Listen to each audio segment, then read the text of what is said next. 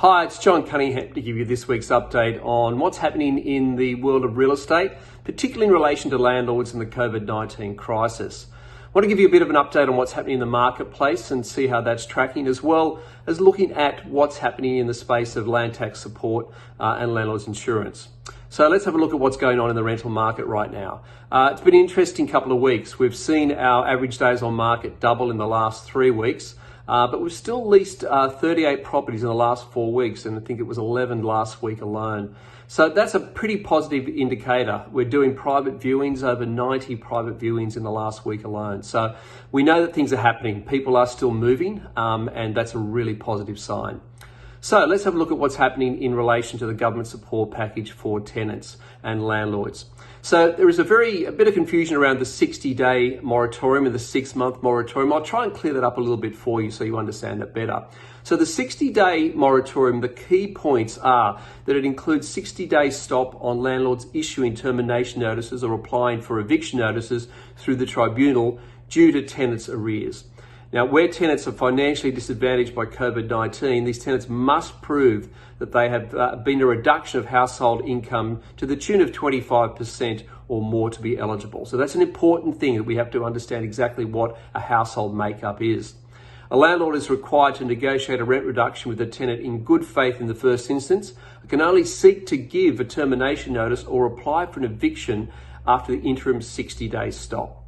And that is a fair and reasonable assessment in relation to that as far as government's concerned. So we're very specific into the circumstances of each tenant in those cases.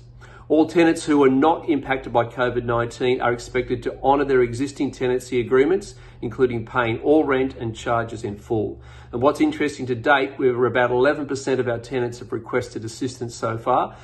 We expect that might increase to around 15%. It may get to 20%, but at this point in time, it's looking fairly sound that we may actually be able to turn a corner on this. Now, the land tax support packages are also important to understand. Now, unfortunately, that just does not apply to the majority of investors. I mean, unfortunately for tenants, but fortunately for landlords. So we estimate probably only about 20% of landlords are actually paying land tax on their properties.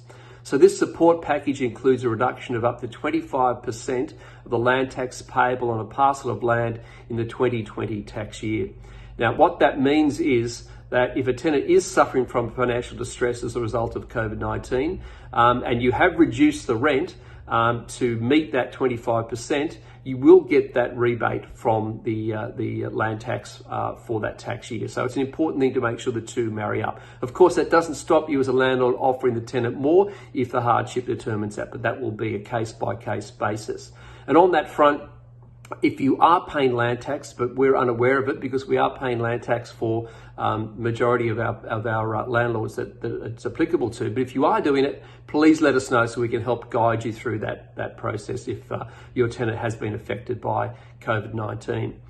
Now, landlords insurance, another important consideration for those who are finding that there is an issue with default by a tenant, or a tenant actually handing the keys in and walking away and defaulting on the tenancy. Very important to have landlords insurance. We've been harping on about this for a long time, but for those of you that haven't taken it up, very, very important that you contact us immediately. Unfortunately, you can't get a landlord's policy that will give you rent protection at the moment. They've stopped doing that.